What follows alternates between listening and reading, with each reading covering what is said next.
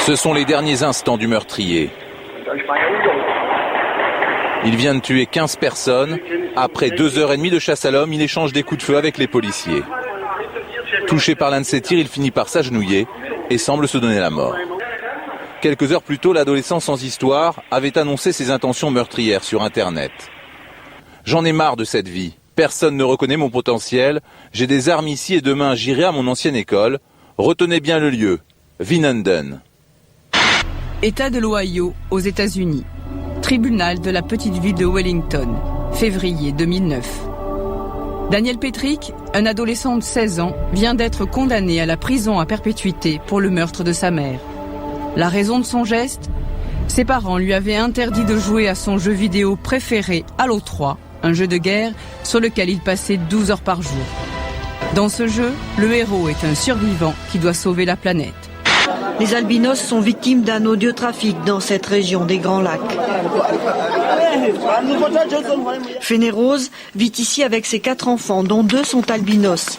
Elle revient du champ et elle nous raconte qu'il y a 1 mois, des hommes ont forcé sa porte en pleine nuit et se sont précipités sur sa fillette de 6 ans, albinos. Ils lui ont planté un couteau dans le crâne. J'ai crié, ils m'ont poussé dehors. Quand je suis revenue, ma fillette était morte. Ils l'avaient découpée en morceaux. Ils ont pris ses bras, ses jambes, sa langue. J'ai enterré les morceaux qui restaient. Punk, c'était nos futurs. Hein. Tout est noir, c'est la mort, nous allons tous mourir. Ouais, voilà. Mais ça, c'était le punk des années 70. Ah oui, mais oui. Dans les années 70... Moi, quand je dis ça, tout le monde est content. Nous allons tous mourir.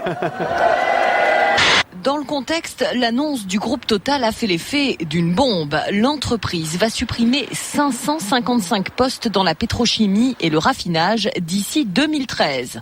La pilule est difficile à avaler pour les salariés.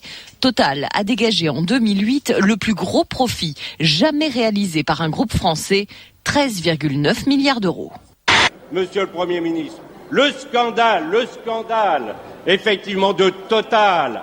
Comment vous pouvez imaginer 14 milliards de profits et 500 licenciements? C'est scandaleux. Eh bien, il faut nationaliser Total et il faut une nouvelle gouvernance démocratique de ces entreprises-là.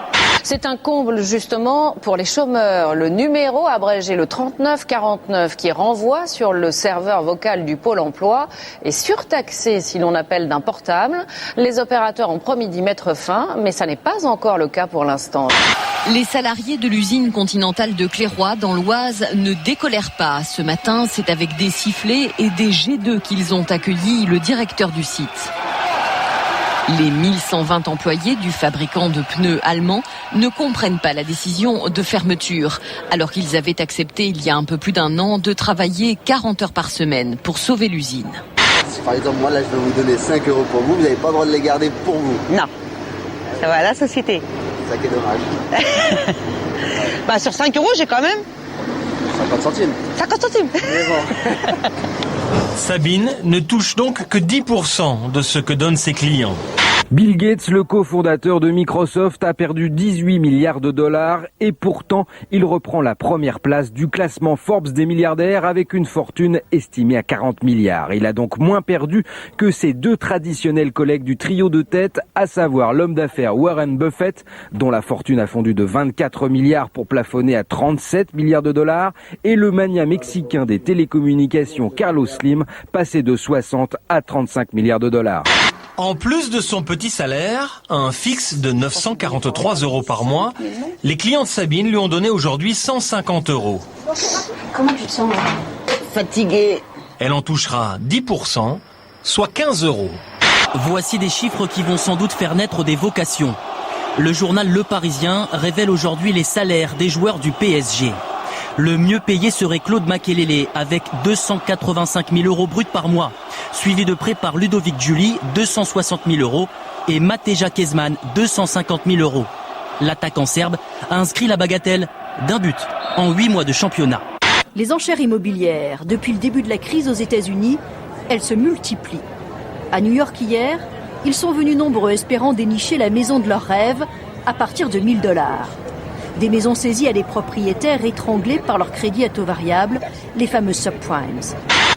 On est dans un monde bien quand même, faut pas croire. Enfin ouais, hormis les guerres dans les pays étrangers, tout ça et tout.